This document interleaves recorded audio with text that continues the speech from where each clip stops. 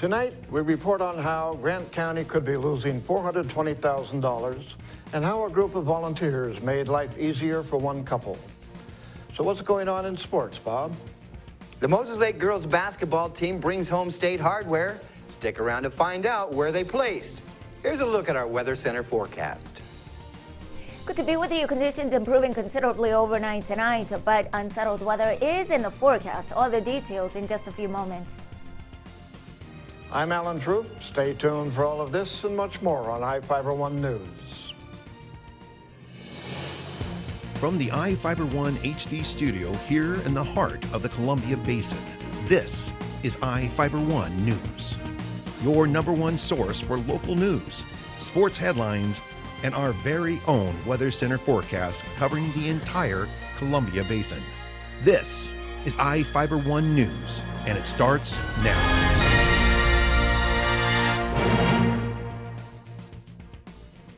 A mistake in how an application was processed may cost Grant County $420,000 in state funding. The state Senate budget proposal cuts the county's criminal justice assistance appropriation by $140,000 this year. The proposal states the cut would be the first of 3, but doesn't state when the other reductions would take place. The funding is for equipment used for criminal justice and cannot be used for salaries.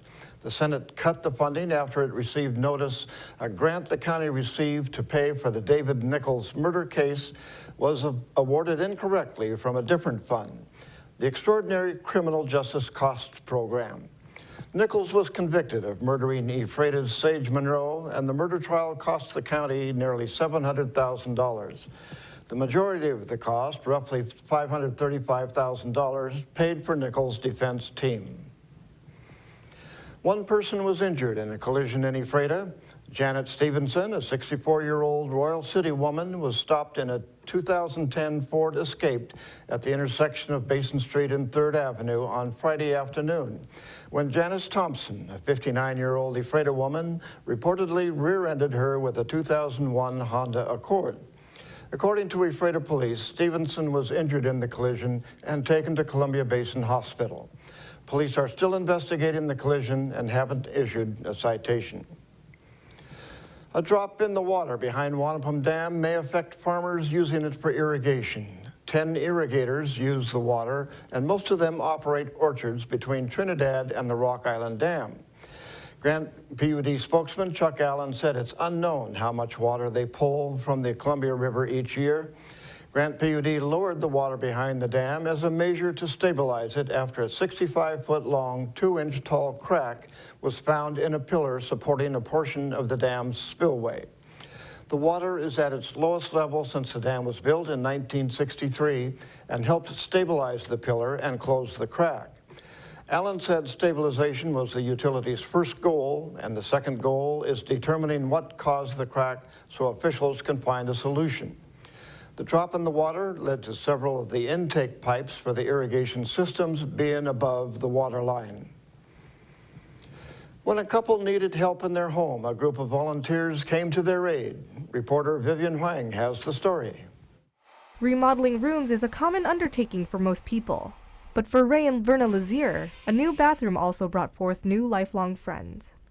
So I know Ray as a family friend. He came into the store looking for a shower, and I asked him for what, and he was explaining that his wife needs a standing up shower that she could walk into. She's very sick, and she was needing something that she could walk into and not have to get into a high tub. So I got to talking to an assistant manager, and then she went ahead and spoke with our store manager about maybe doing some type of donation, something. So our store manager got myself and Crystal together, and we all three came out and looked to see what we needed to do, and our store manager just decided to go ahead and remodel everything. And we came in and did some other assessments and decided to do the living room also painted, do some trim work, and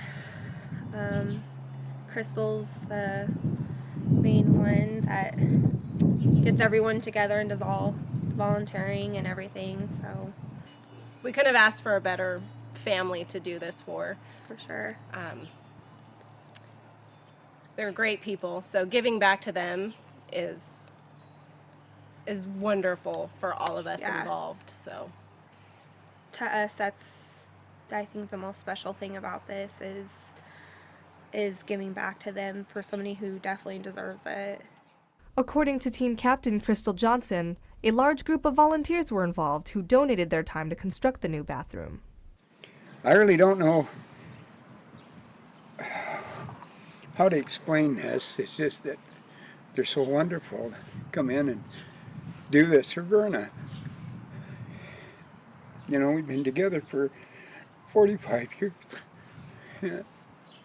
It's just something that's going to stay with us. For iFIBER 1 News, this is Vivian Huang. Thank you, Vivian. Now we take a look at individuals with warrants issued by the State Department of Corrections. Each of the people you see here has warrants for their arrest and is wanted by various law enforcement agencies. If you see any of these people, the Department of Corrections asks that you do not attempt to detain or apprehend them, but to call police. You can also call the Department of Corrections at 509-764-6180 during the day or 509-762-1160 after 5 p.m. We will be back after this.